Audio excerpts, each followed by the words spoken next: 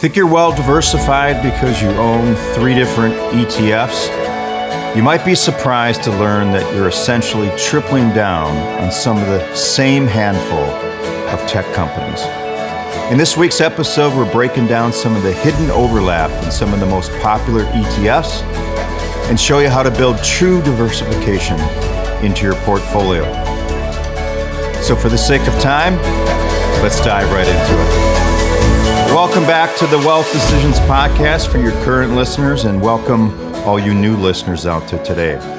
Today we're going to talk about a common misconception that I see all the time when I review prospective clients' portfolios. And that's the illusion of diversification. So let's just start with a quick overview of the 3 most popular ETFs. The first one is SPY, and that is covering the S&P 500. The QQQ, which follows the Nasdaq 100, and this focuses on the largest non-financial companies listed on the Nasdaq.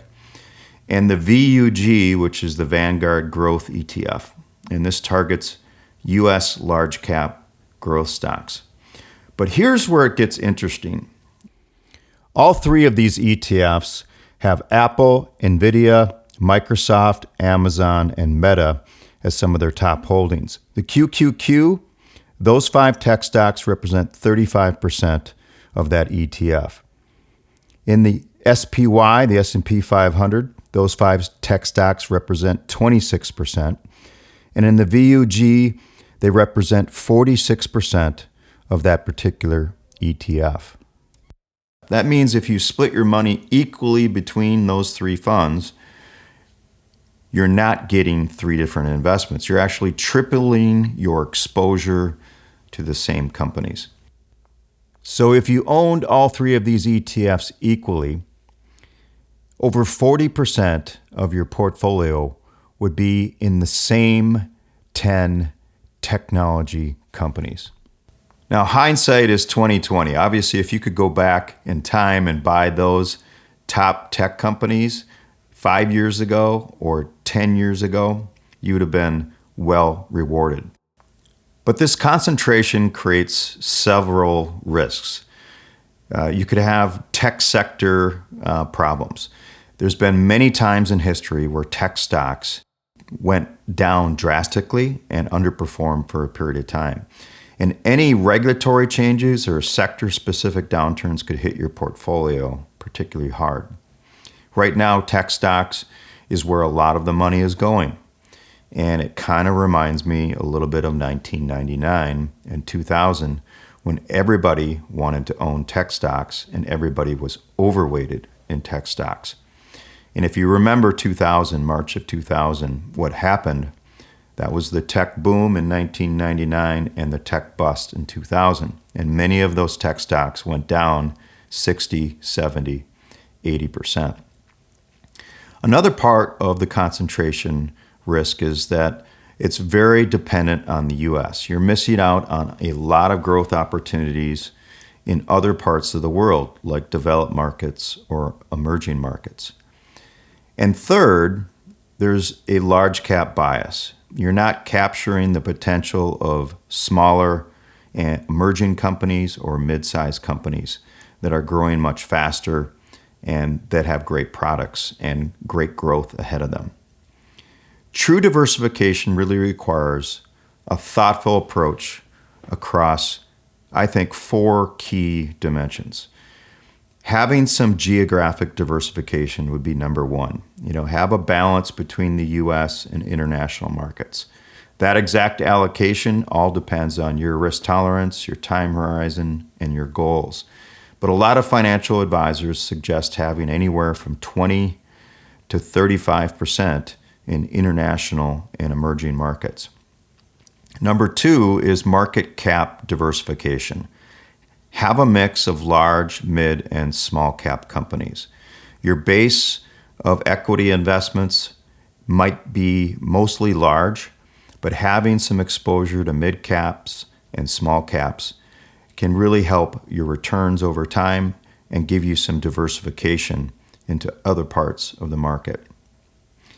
Number 3 would be style diversification, having a balance between growth and value approaches.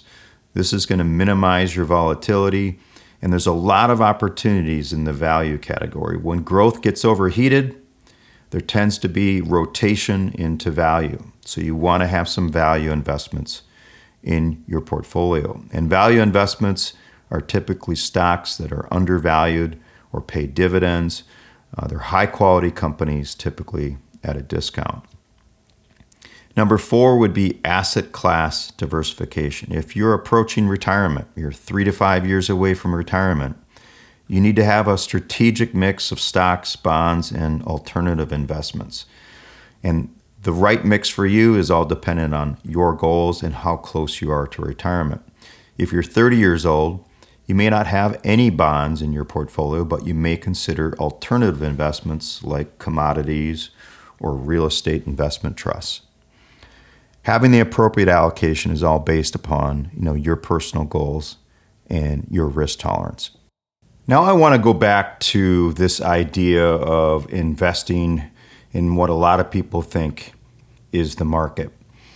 The S&P 500, which I talked about earlier in this episode, is a makeup of 500 companies in the United States alone. Now, this argument I've dealt with my whole career. Why wouldn't you just put all of your money in the S&P, since most mutual funds tend to not outperform that index?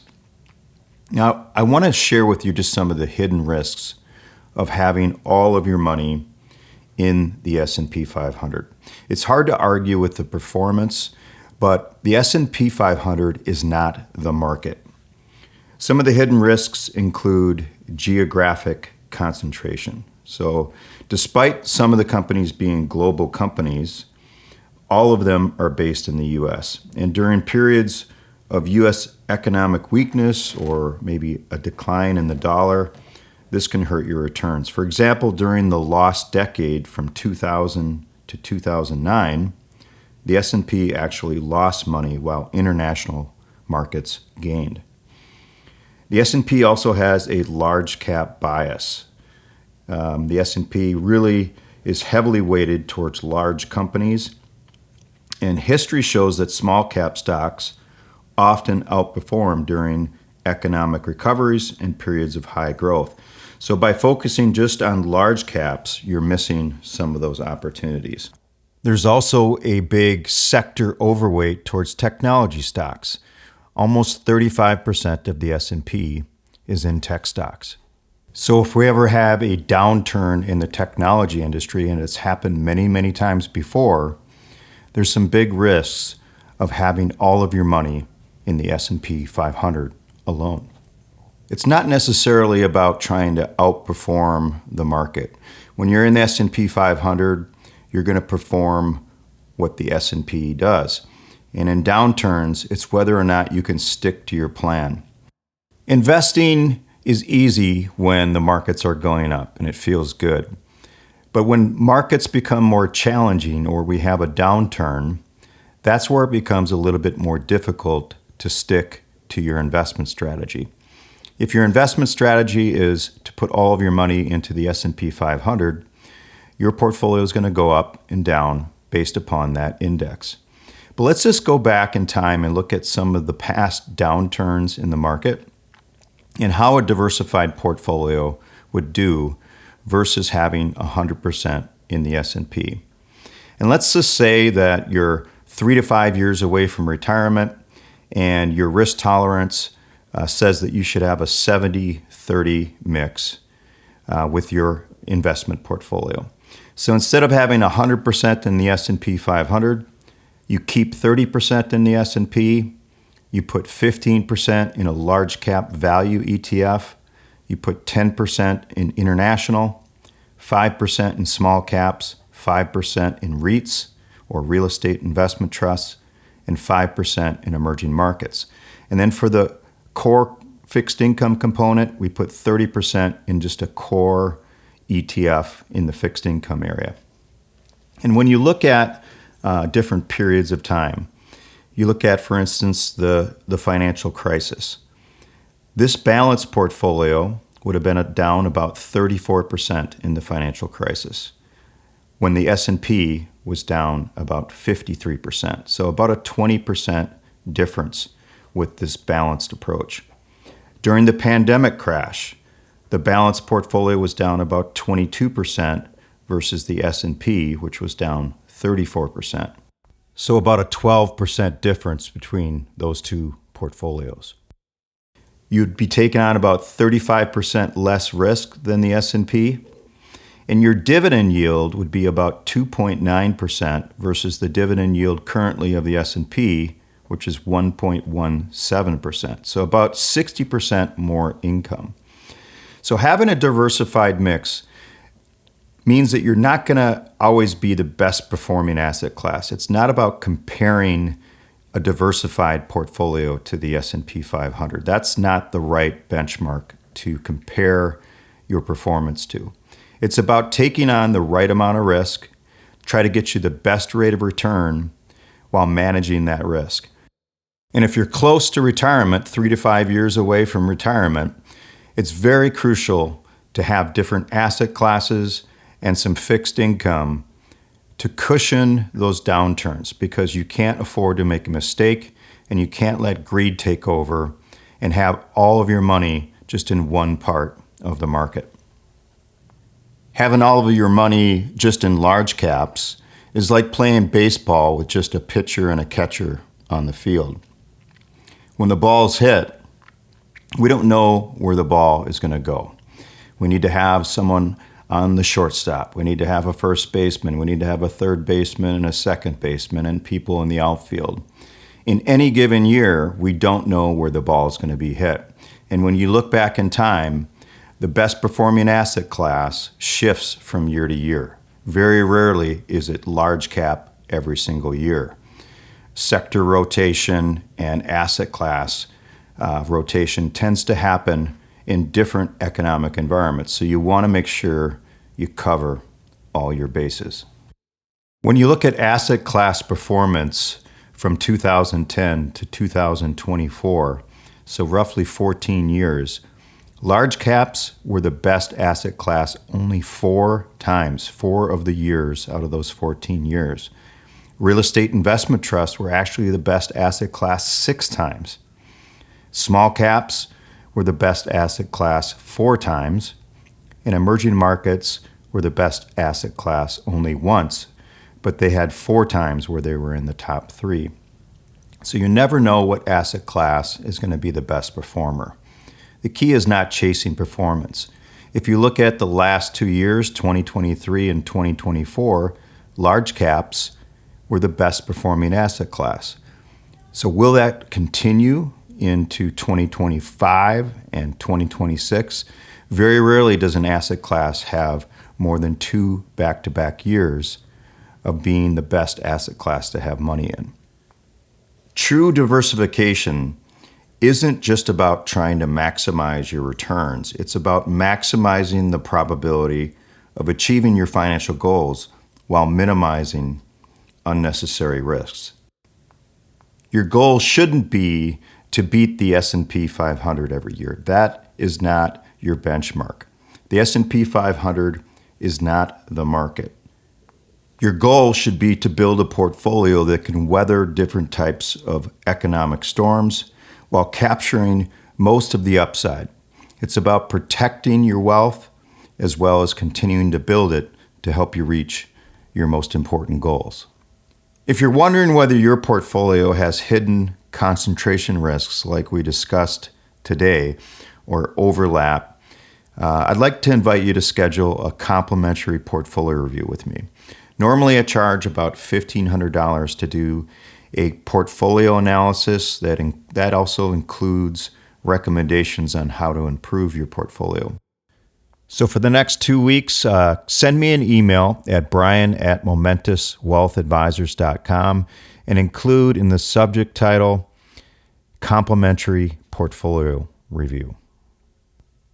And send me a list of the ticker symbols of the different investments you own. And You don't have to put in the dollar amounts, just send me the percentages you have in those particular investments.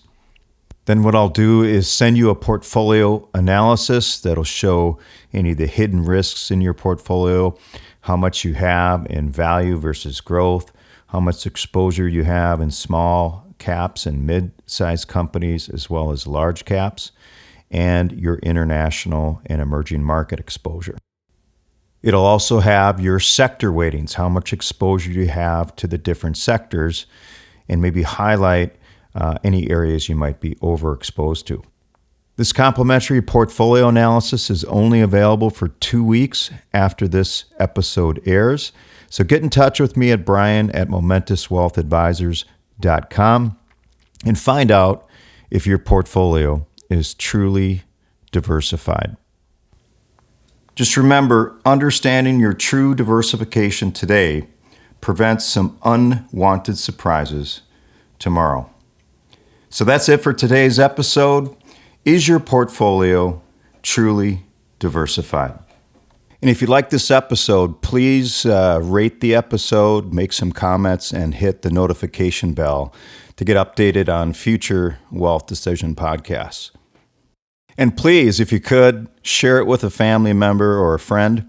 My goal with the Wealth Decisions podcast is to reach over 100,000 people by the end of the year in the Twin Cities and beyond, so that people can make better wealth decisions to live a richer life. If you'd like to schedule a discovery call with me, you can go to my website at momentuswealthadvisors.com. And I'll spend some time to get to know you a little bit and find out if I might be able to steer you in the right direction or help you with your financial future. And once again, thanks for listening and have a great weekend.